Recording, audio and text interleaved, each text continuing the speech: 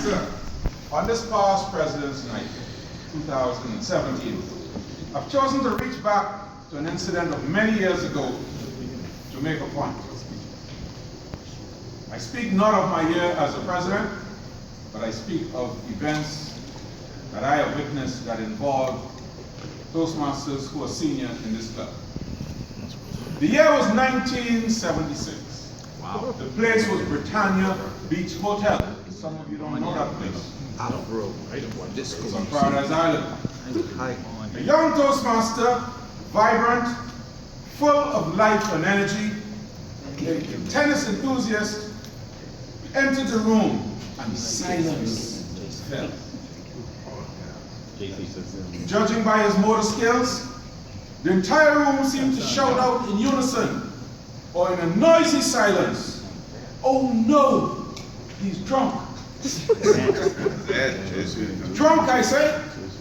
No, not this Christian young man who everyone knew was committed to a positive, alcohol-free, drug-free life.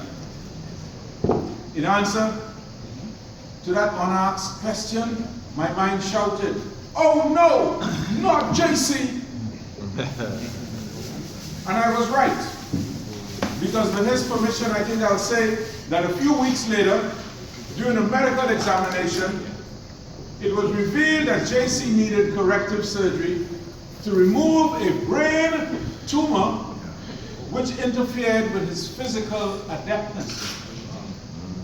The medical experts told Joseph, or JC as you so well know him, that he had a 50% chance of ever walking again if he took the surgery. JC accepted the surgery because, as he said, I was convinced the doctors overlooked the 50% chance that I would walk again. And in addition to that, he said, with my belief in my God, I don't believe he was ready to have me grounded. Why, you may ask, am I reaching back to the story of 41 years ago, 1976? It is quite simple. I've always been overwhelmed by persons who show that inner strength to be able to overcome adversity. And this, of course, is the focal point of my speech tonight. How do you deal with the challenges of adversity in your life? There are many stories, I guess, each one of you can pull out from neighbors, family, friends, and persons around you who dealt with adversity positively and won the battle. And then, of course, there are the thousands and thousands of persons who fell victim to adversity and were totally crushed. My friend Keith Major, your good friend, left, my excellent friend Keith Major, left meeting one Thursday night, and on his way home, some misguided young men walked in front of his car, and he thought that something was wrong with them, and he slowed down to try and assist. Mistake of his life. They tried to attack him, and when he realized what was going on, he sped off, but too late. They broke a bottle against the car, and the bottle slashed his eye. What? The pupil of his eye. What? Slashed the pupil of his eye. This kind of thing, this kind of adversity comes into your life and you wonder, well, what am I going to do? Some people will just fall down and die or give up. My life has come to an end. Others show you that they're able to rise up and make a difference. Meg has just been appointed the acting director of sales at Imperial Life. He was on the verge of climbing the corporate ladder. He could have folded up and quit, obviously, but no. He quickly accepted the reality of the situation, and my friend, my good friend, Steve Major, bounced back, inspired by his leadership. The company sales went up, the company prospered, and he was confirmed as director of sales. You see, he lost his sight, but he never lost his vision.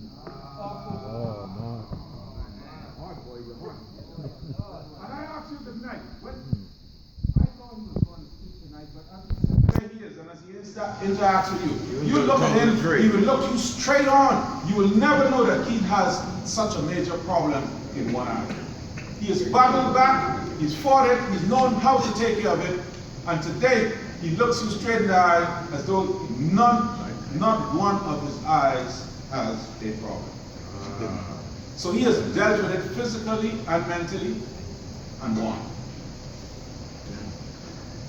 I tell you of a boyhood friend of mine, his name is Raymond, who was a playful and idle youth, but full of talent. Everybody recognized Raymond was a talented boy. We grew up, he did all the mischievous things that brilliant boys tend to do sometimes. But he never realized his potential and was going nowhere to realizing his potential until one day in an accident he lost a leg. It decreased his ability physically, but it increased his fervor for life and his will to achieve. Today he's a successful accountant, but he's also a motivational speaker on one leg. A feat he would never have accomplished. I say never, because I know him well enough.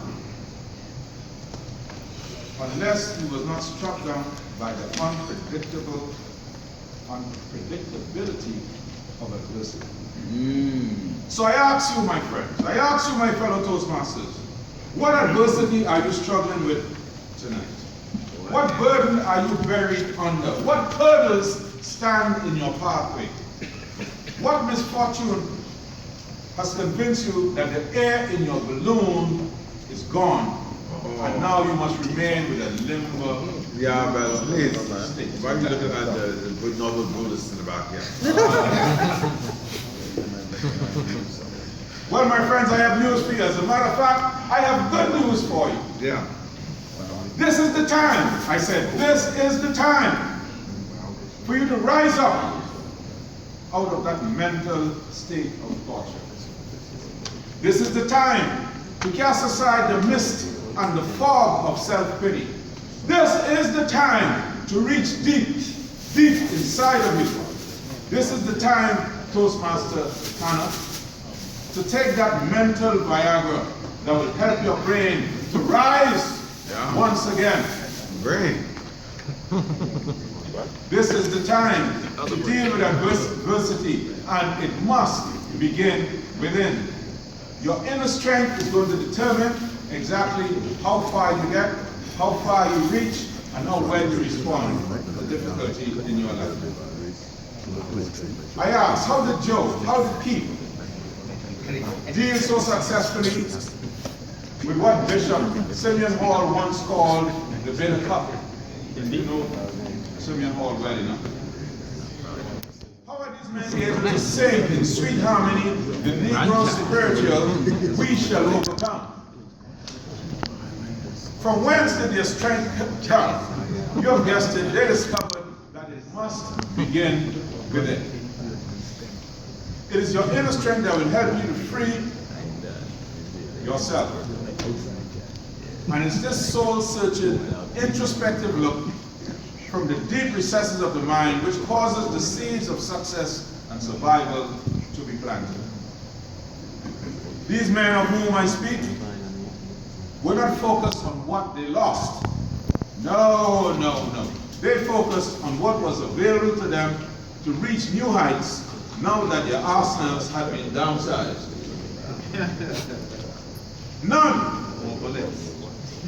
None of them lost focus and became blinded by tears.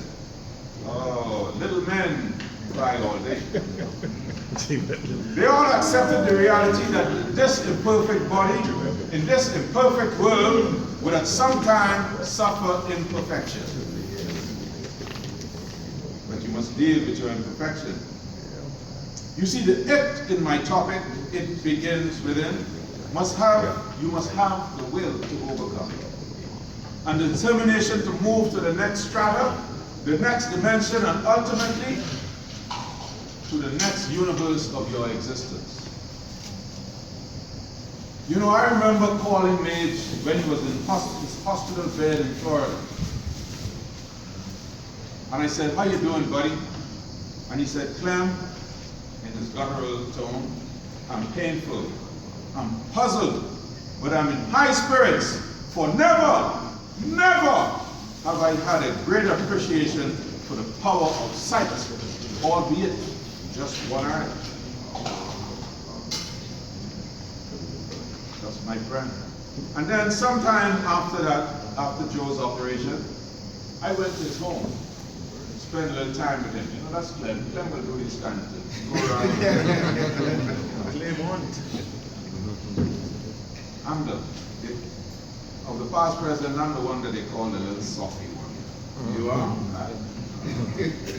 Careful to use that word now. That's what men say there. That's a recent development. Yes. When I went to Joe, Joe was unable to walk or to move without the aid of a walker. He physically entered his walker to move. And even when he walked slow and very deliberate. When he said in a friendly, smiling face, he said, God, Clem, is the epicenter of my life, of my universe. He has helped me to be strong mentally. He has helped me to remain positive. Clem, my mind is strong, and I will succeed. I will walk again. That was the positive words coming from Joe. And all of you see him now. He's walking strong and he's standing tall. He does what virtually all of you are able to do. He's still strong on the tennis court. He's coming back from a very major surgery that could have caused him his life. And so I ask you once again, strong, vibrant Toastmasters, for just a minute, Joe Sweeting and Pete Major, would you just stand and be recognized for just 1 minute? Oh, yeah.